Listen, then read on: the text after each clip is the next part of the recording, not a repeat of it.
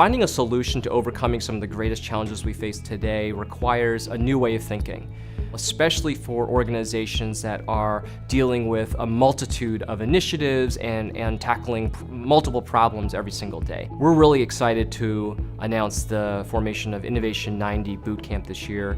We think that this is a really cool new program that will create knowledge capital in our member organizations.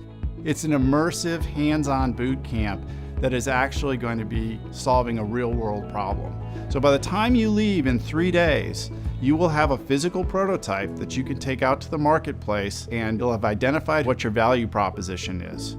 Something that's really unique about this program is that it's then followed by 90 days of coaching. So there's great value in having an event because it gets everybody on board simultaneously. But what's often lacking in events is they don't have the follow-on coaching.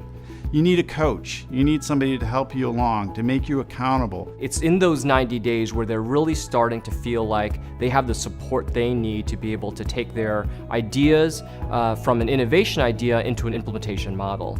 The 5 things that are absolutely critical is to make sure that you can validate your idea using design thinking. People don't know if they have a good idea or not, and so design thinking is really focusing in on who's going to use your idea. The second thing is that you have to move quickly because 90% of all projects die after their 90th day of life. I believe in Kurt's philosophy that in 90 days, if you don't put something together to be able to execute it, it will fall apart.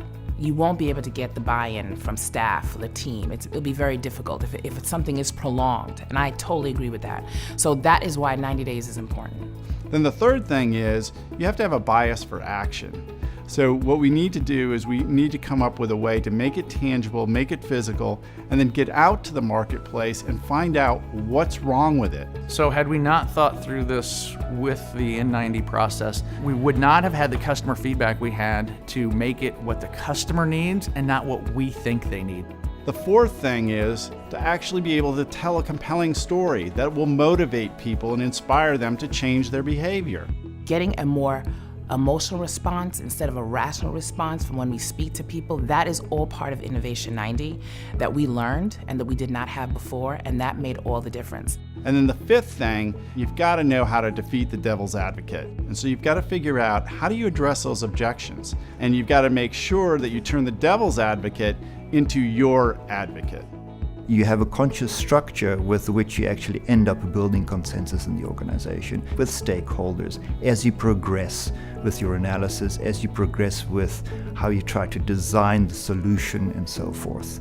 The people who have come to the boot camp have all wanted to take it back to their organizations and scale across all of those innovation projects that they have.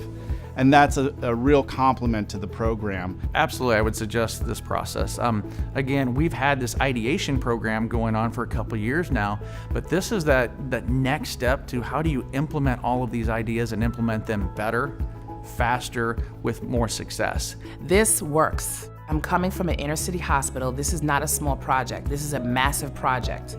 And we were able to execute this in 90 days, meet the standards of our regulatory bodies, as well as provide the care and quality that we want to our patients.